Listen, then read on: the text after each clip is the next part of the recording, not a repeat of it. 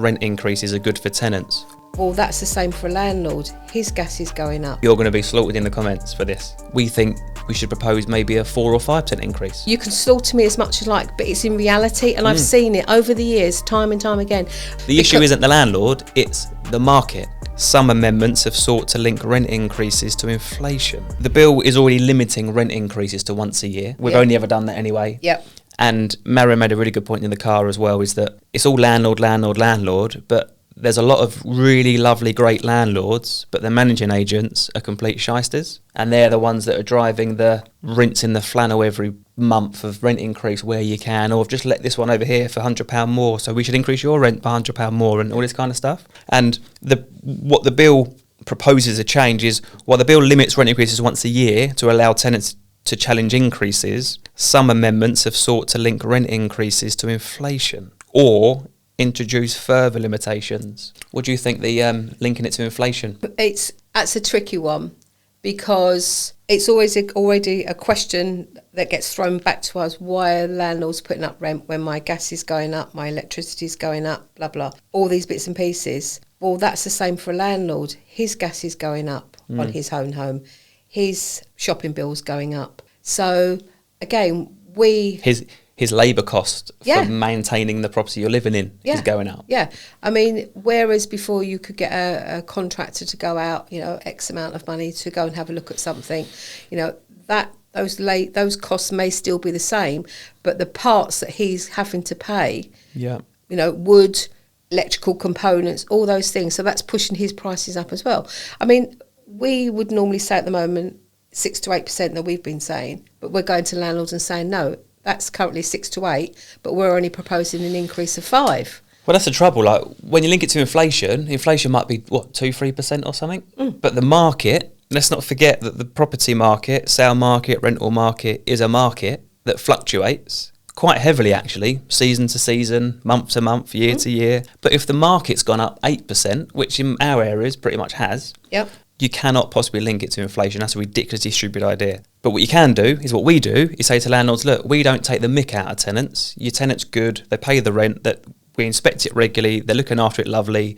We think we should propose maybe a 4 or 5% increase. Yeah. Not kind of ramming it right where what you could get and what you should ask for are two different things. Yep. I think. I've had some conversations recently with landlords where they've had good, stable tenants and they're really happy with the way they're looking after, and it's obviously come up for renewal, and we're going out first thing, because obviously we don't own the property, we'll go out to a landlord and say, this is the current market, this is what your property is currently, you're renting it at, done our research, in the area we could get X amount for you. But because the tenants have been long-standing, we're not asking for that.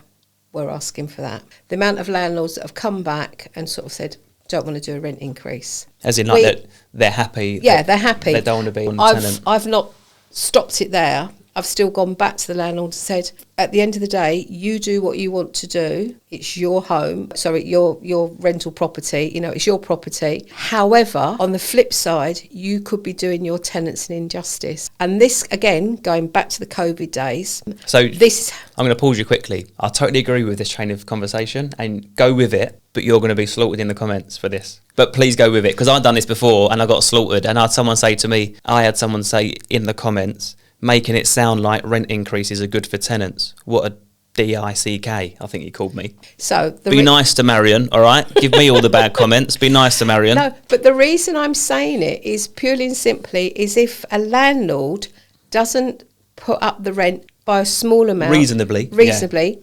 Annually, as and when, for whatever reason, that landlord may want to take back their property because their circumstances have changed. They may have lost their job and therefore they're needing to sell their... Or they're sick of all this nonsense and they want to sell it. Or they're selling their property or going to move a son, daughter, whatever the reasons, their circumstances have changed and they need to take back possession of their property. That tenant that then hasn't had a rent increase for 2, 3, 4 years because the landlord's been good and said, happy with the tenants, then that tenant has to move out and wants to go and find a lovely 3-bedroom house like they've got, still within the area because they've got kids and that at school, they are going to have a complete and utter shock, because in 3 years, what they haven't had their rent increase to what they've now got to go and look for a new property, they're way out the market. The reality,